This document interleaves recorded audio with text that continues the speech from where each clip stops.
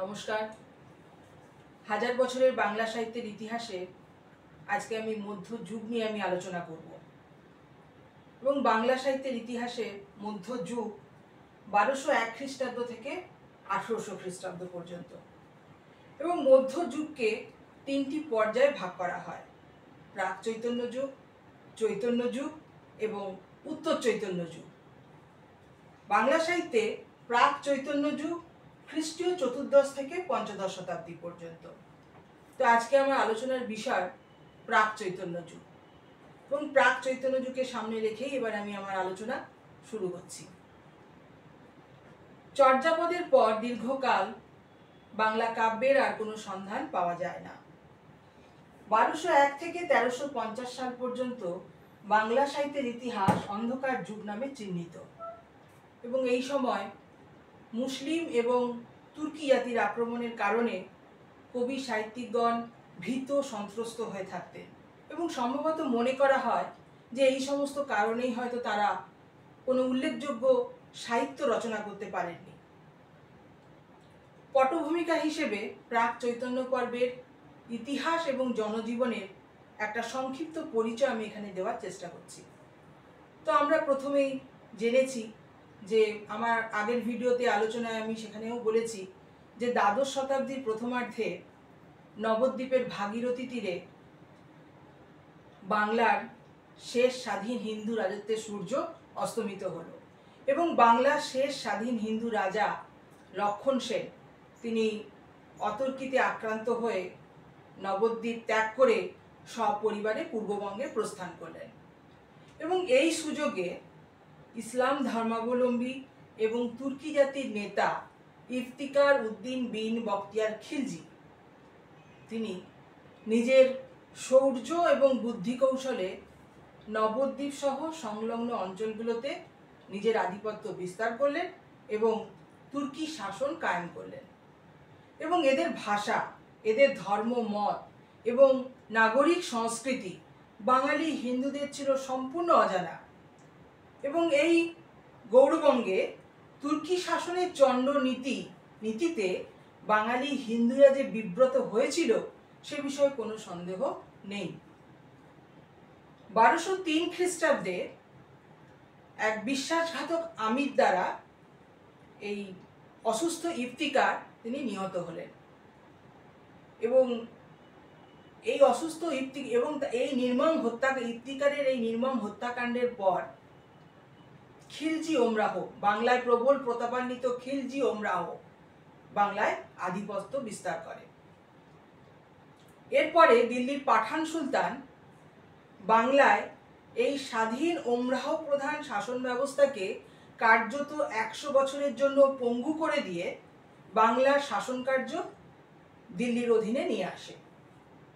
এরপর দিল্লির সিংহাসন নিয়ে পাঠান সুলতানদের মধ্যে প্রবল প্রতিদ্বন্দ্বিতা শুরু হয়। এই সুযোগে শামসুদ্দিন ইলিয়াস শাহ তিনি গৌড়বঙ্গের সিংহাসন অধিকার করলেন, সুলতান রূপে নিজেকে প্রতিষ্ঠা করলেন, এবং বাংলাদেশে ইলিয়াস শাহী শাসন ব্যবস্থা প্রতিষ্ঠিত হলো। এবং চতুর্দশ শতাব্দীর গোড়ার দিকে এই ইলিয়াস শাহী আমলে বাংলাদেশে আবার কিছুটা হলেও শান্তি আবার ফিরে আসে, এবং সেই সময় আবার নতুন করে বাংলা সাহিত্য রচনা এবং তার অনুশীলন শুরু হয়। এই ইলিয়াস শাহী বংশের পর বাংলাদেশে আবার অরাজকতা, বিশৃঙ্খলা এই সমস্ত চরমে ওঠে, এবং তারপরে হুসেন খান নামে একজন প্রধান রাজকর্মচারী তিনি বাংলাদেশের সিংহাসনে সুলতান রূপে প্রতিষ্ঠিত হন এবং বাংলাদেশে হুসেন শাহী রাজবংশের প্রতিষ্ঠা করলেন। এবং এই হুসেন খাই বাংলা সাহিত্যের ইতিহাসে হুসেন শাহ নামে বিশেষভাবে পরিচিত। চৈতন্যদেবের প্রথম জীবন এবং যৌবনকাল এই হুসেন শাহী রাজবংশে কিন্তু অতিবাহিত হয়েছিল, এই হুসেন শাহী রাজত্বে কিন্তু অতিবাহিত হয়। চতুর্দশ শতাব্দীতে সংস্কৃত সাহিত্য, দর্শন এবং পুরাণাদির অনুশীলন আবার পণ্ডিত সমাজে প্রাধান্য বিস্তার করে। রামায়ণ, মহাভারত এবং ভাগবত মূল সংস্কৃত পুঁথির নকল এবং পয়ার এবং ত্রিপদীতে তার অনুবাদ কার্য আবার শুরু হয়। সুতরাং দেখা যায় যে মধ্যযুগে বাংলা সাহিত্যের যে বিকাশ পরিলক্ষিত হয় সেখানে কিন্তু বৈষ্ণব ধর্মমতের বেশ প্রভাব ছিল। চতুর্দশ শতাব্দীতে ভাগবত গ্রন্থের প্রচার শুরু হতে থাকে এবং জয়দেবের গীত গোবিন্দ এবং ভাগবতের প্রভাবে প্রাক চৈতন্য পর্বে বাংলাদেশের মাটি কিন্তু বৈষ্ণব ভাবরসে সজল হয়ে উঠেছিল। 1486 খ্রিস্টাব্দে মহাপ্রভু শ্রী চৈতন্যদেবের আবির্ভাব এবং 1533 খ্রিস্টাব্দে তাঁর তিরোধান। সুতরাং চতুর্দশ এবং পঞ্চদশ শতাব্দী পর্যন্ত বিস্তৃত বাংলা সাহিত্য ও সংস্কৃতি ইতিহাসের কাল পর্যায়কে প্রাক চৈতন্য পর্ব নামে কিন্তু যুগ চিহ্নিত করা যেতে পারে।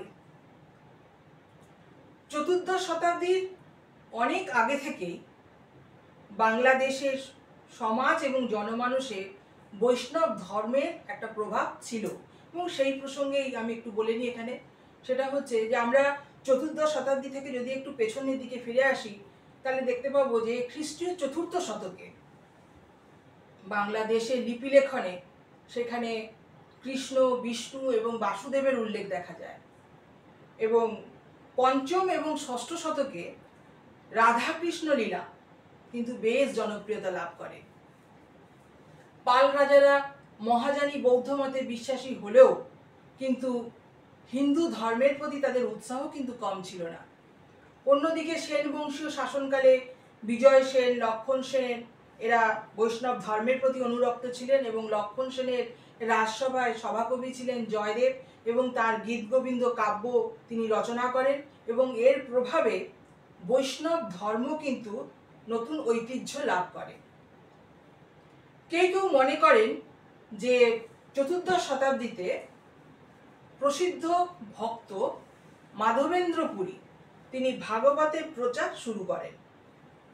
এর প্রভাবে ভাগবতাশ্রয়ী কৃষ্ণলীলা এবং ভক্তিমার্গের বৈষ্ণব আদর্শ জনসমাজে কিন্তু প্রাধান্য বিস্তার করে এবং সেই সময় কিছু সংস্কৃত পুঁথি পণ্ডিত সমাজে বৈষ্ণব ধর্মের জনপ্রিয়তাকে কিন্তু বৃদ্ধি করেছিল। তো এখানে আমি সেই সংস্কৃত গ্রন্থগুলোর নাম উল্লেখ করেছি এবং তার রচয়িতাও এখানে উল্লেখ করেছি। সেগুলো হলো বিল্বমঙ্গল রচিত কৃষ্ণ কর্ণামৃত এবং ব্রহ্ম সংহিতা, বোপদেব রচিত মুক্তাফল এবং বিষ্ণুপুরী রচিত বিষ্ণু ভক্তি রত্নাবলী এবং শ্রীধর স্বামী রচিত ভাগবতের টিকা। এগুলো সব সংস্কৃত গ্রন্থ। তো এই সংস্কৃত গ্রন্থ সেই সময় পণ্ডিত সমাজে বৈষ্ণব ধর্মের জনপ্রিয়তাকে কিন্তু বৃদ্ধি করেছিল পণ্ডিত সমাজের মধ্যে। তাহলে এর থেকেই দেখা যায় যে প্রাক চৈতন্য যুগে বাংলাদেশের জনমানসে কিন্তু বৈষ্ণব ধর্ম গভীর রেখাপাত করেছিল। এবার বলি যে প্রাক চৈতন্য যুগ এবং চৈতন্য যুগে বৈষ্ণব ধর্মের মধ্যে কিছু তত্ত্বগত মৌলিক পার্থক্য রয়েছে। সেই প্রসঙ্গে এবার বলি, সেটা হচ্ছে যে প্রাক চৈতন্য যুগে বৈষ্ণব ধর্মে ভক্তি স্বীকৃত হলেও তাকে বৈধি ভক্তি বলা হয়।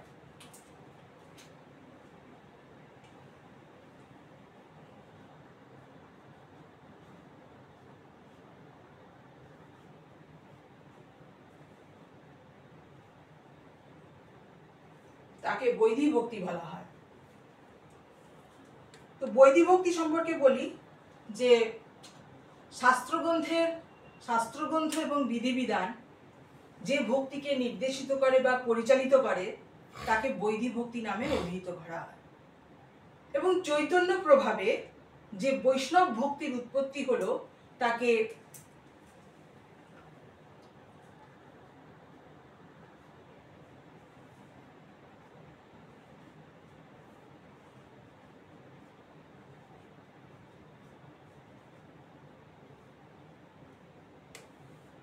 তাকে রাগানুগা ভক্তি বলে। তাকে রাগানুগা ভক্তি বলে। তো রাগানুগা ভক্তির প্রসঙ্গে বলতে গিয়ে বলি যে এই ভক্তিতে রাধা কৃষ্ণ প্রেম হচ্ছে মূল উপজীব্য বিষয়। রাগ বা প্রেম এই ভক্তিতে মূল উপজীব্য বিষয়, এবং বিধিবিধান ও শাস্ত্রগ্রন্থের নির্দেশ এখানে তুচ্ছ। এবং ভক্তিশাস্ত্রে এই রাগানুগা ভক্তি কিন্তু সর্বশ্রেষ্ঠ ভক্তিরূপে বিবেচিত হয়। রাধাকৃষ্ণ লীলা এই প্রেম ভক্তির একমাত্র সাধ্য ও সাধন তত্ত্ব। মহাপ্রভু শ্রীচৈতন্যদেব এই প্রেম ভক্তিরই জীবন্ত বিগ্রহ রূপে কিন্তু পূজিত হয়েছেন। প্রাক চৈতন্য যুগে সর্বাপেক্ষা উল্লেখযোগ্য গ্রন্থ হলো কৃষ্ণলীলা বিষয়ক শ্রীকৃষ্ণ কীর্তন কাব্য। বড়ু চণ্ডীদাস রচিত শ্রীকৃষ্ণ কীর্তন কাব্য হচ্ছে একটা উল্লেখযোগ্য গ্রন্থ, এবং এই গ্রন্থকে নিয়ে নানান সমস্যা তৈরি হয়েছে। বহু তর্ক বিতর্ক, আলাপ আলোচনা সমালোচনা পরেও কিন্তু এর কোনো সমাধান বের হয়নি। বাঙালি চণ্ডীদাসের নামে পাগল, এবং চণ্ডীদাস রচিত পদ গান করে সেই সময় কীর্তনের আসর জমে উঠত, এবং মহাপ্রভু শ্রীচৈতন্যদেব তিনি বিদ্যাপতি এবং চণ্ডীদাস রচিত পদ ভাবাবেশে তিনি এই সমস্ত পদ তিনি গান করতেন, এবং পরবর্তীকালে এর ফলেই চণ্ডীদাসের জনপ্রিয়তা বাড়ে। 20 শতক পর্যন্ত সাহিত্যরসিক বাঙালিরা তারা চণ্ডীদাসের এক এবং অদ্বিতীয়, চণ্ডীদাস যে এক এবং অদ্বিতীয় একথা তারা বিশ্বাস করতেন। এবং এই চণ্ডীদাস বীরভূম জেলার নানুর গ্রামে তিনি জন্মগ্রহণ করেন, এবং রামী নামে এক রজক কন্যা ছিলেন তার সাধন সঙ্গিনী, এবং চণ্ডীদাসের বহু পদে এই রামীর উল্লেখ আছে। 20 শতকের গোড়ার দিকে একাধিক চণ্ডীদাসের অস্তিত্ব নিয়ে কিন্তু প্রশ্ন ওঠে। কেউ কেউ এই একাধিক চণ্ডীদাসের অস্তিত্বে বিশ্বাসী হলেন। সাহিত্যরসিক যারা বাঙালি ছিলেন তারা কিন্তু একাধিক চণ্ডীদাসের অস্তিত্ব নিয়ে বিশ্বাসী হলেন, এবং তাদের এই ধারণা বদ্ধমূল হলো তখনই, সেটা হচ্ছে 1316 বঙ্গাব্দে একখানি প্রাচীন পুঁথি আবিষ্কৃত হলেন। এবং প্রাচীন বাংলা সাহিত্যের জহুরি বসন্তরঞ্জন রায় বিদ্যাদল্লভ মহাশয় তিনি বাঁকুড়া জেলার কাঁকিল্লা গ্রাম থেকে কৃষ্ণলীলা বিষয়ক শ্রীকৃষ্ণ কীর্তন কাব্যের একখানি প্রাচীন পুঁথি আবিষ্কার করলেন। তো আজকে আমার আলোচনা আমি এই পর্যন্তই রাখলাম, এবং পরবর্তী ভিডিওতে আমার আলোচনা থাকবে বড়ু চণ্ডীদাস রচিত শ্রীকৃষ্ণ কীর্তন কাব্যের ওপর। যাই হোক, আজকে তাহলে এই পর্যন্তই। নমস্কার।